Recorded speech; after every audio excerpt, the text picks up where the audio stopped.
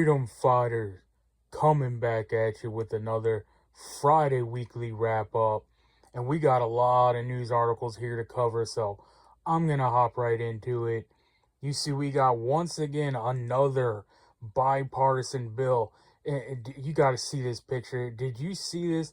They're all wearing tiny little hats, and you got this main speaker here. I don't know who this is, some Jewish guy, and he's celebrating them coming together to, once again give more money and all that. And you got Speaker Mike Johnson and Jeffries here and Schumer, and they're all wearing their tiny hats. And I mean, Schumer's, I think, the only Jew. I don't think Jeffries and Mike Johnson, I know, isn't. But they, I guess, are still wearing the hats in, congregation with this celebration of this passing of the bill. You got the $900 billion NDAA getting passed. More money for everybody, as always. Like $900 million for Ukraine. Of course, Israel gets a bit. Money scattered everywhere. And you remember when Trump said no more $1 trillion bills? Well, they're just signing, I guess technically this isn't a $1 trillion bill, right? It's like 999 billion. And they say, well, it's no more $1 trillion bills.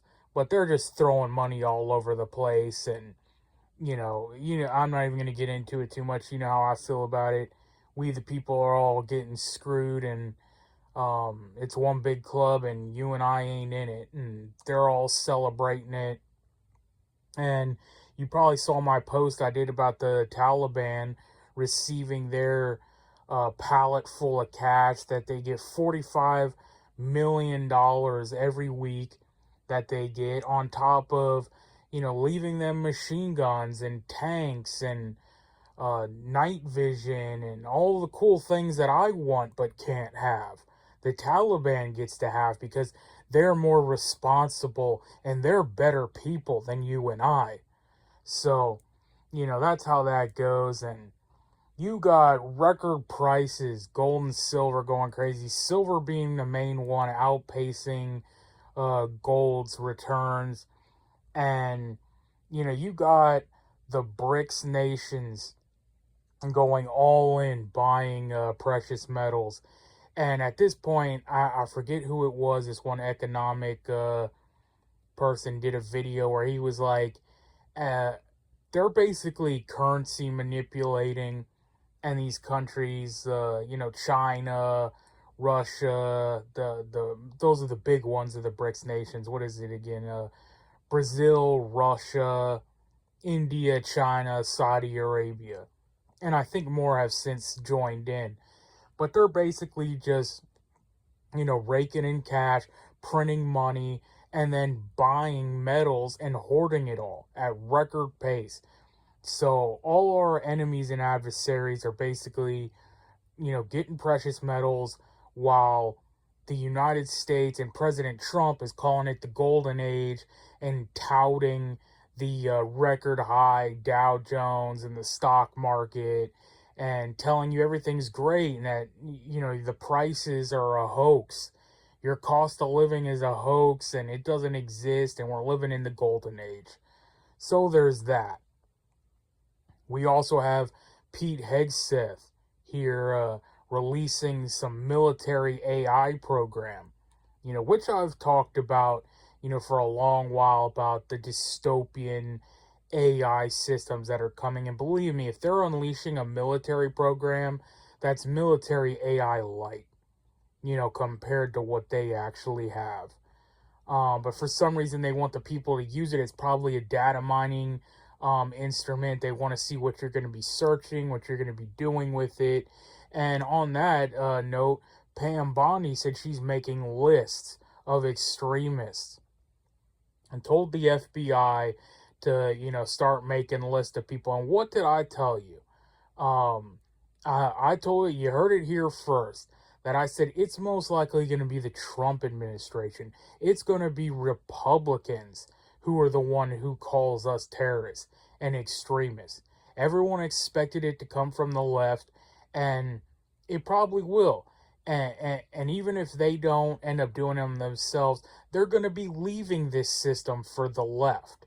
So, like I said, they all make excuses why they need to fund the government more, and, all the debt ceiling bills and the omnibus bills, the defense bills, and all this stuff. They're going to hand this beast of a system back over to the left, which why I always say you had the mandate to destroy them, and they've done nothing. And I told you about how I said it's going to be in the MAGA civil war. It's going to be the Trump administration coming after the people who are basically calling them out for not doing shit. They're gonna be the ones calling us the extremists. They're not going to be coming after the left. And talking about, oh, I told you so's, once again, who did you hear it from first? So far, alleged reports that Benny Johnson, MAGA darling child, who I called out long ago, I didn't say he was of a homo variety, but I did say, man, something's wrong with that dude, and I didn't like him.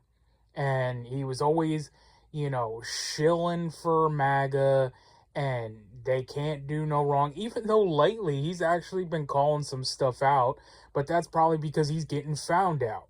So Milo went on the Tim Pool show and outed him with a bunch of other conservatives, saying that, it's basically a gay fest behind the scenes. And supposedly, allegedly, Benny's wife is a swinger, and he's swinging too, but he's swinging in the other direction. He's hosting parties with men. So that's just all tabloid drama, really. I don't, want to get into that too much, but it is what it is, man. We got another election lost here. The Miami mayor has flipped Democrat for the first time in 30 years. And everyone's, going crazy. And it's just a continuance of the left taking over. And, you got the right-wing civil war that I've talked about for, ever. Where they've always said, oh, the left, is fighting with each other. And this is the woke eats their own and all this stuff. And I'm like, dude, you think the right is united? You know how many times, I've said it tons of times before when I was talking to MAGA friends and stuff like that, and Republicans, and you saw their wishy-washy two-way. I always talk about how I'm a Second Amendment supporter, but I don't think it's a good idea that people have these things, or, you shouldn't really do that. And I'm not really against a background check or a registry because, we have to keep everybody safe, right? And then you realize the people who you think are on your side, the people who you think are behind you, really are against you. And they're, like I said, they're going to call you a terrorist, and they're going to try to throw you in prison just as much as the left. True freedom and individualism and separating from, that's another big fight. Separating, we don't want the forever wars. We want to be involved in other countries, garbage, and supporting, all this other stuff, and big fights over supporting Israel and all the stuff going on in there, and Ukraine, and now we're circling Venezuela and all this stuff. And I even said one time that it was like, I would almost forgive it all, like if we had a home affairs settled, right? If we were living in a utopia in the United States of America, and like housing was just so affordable, and everything was simple, and there were no homeless vets, and there was no hunger, and everyone was taken care of, free health care. You look at the prices back in the day when your grandparents were growing up, and they had with 10-cent cheeseburgers at McDonald's, and grocery bills were like non-existent. The father ran a household and, could buy a house and had a family car and drove on vacations. And just the quality of life. If we had all that still in America, and that was what it was, and they were like, yeah, the reason we have all this is because we're, ruling the world, or we're going across there and setting up democracies across the world and all this, then I would almost forget it. But the home situation hasn't been solved, and they're going on to other ventures, you know. And so talking about a rift, people were saying that Pam Bondi is on the chopping block, and Trump is starting to look in other directions. And Trey Gowdy was one of the proposed AGs. And once again, man, I don't know who's in Trump's ear. I don't know if he's just a Tim Waltz level retard at this point, or what it is, but his choice of these swamp monster, do nothing conservatives is just unbelievable. All right, Trey Gowdy is a gun grabbing, all bark, no bite, never took down no deep state, never did nothing to nobody except for prosecute, normal citizens like you and I for their God-given rights and who knows what else, crossing the street and jaywalking and all the other terrible, heinous crimes you and I commit on a daily basis. And you got Matt Van Swole, who is another account that has just recently popped up in my feed a lot. And, he's talking about we need to stop the infighting and, all this stuff. And he's like, oh, I think he's a recent, MAGA voter. I think, maybe for a first time in 24, he started getting on the Trump train or something.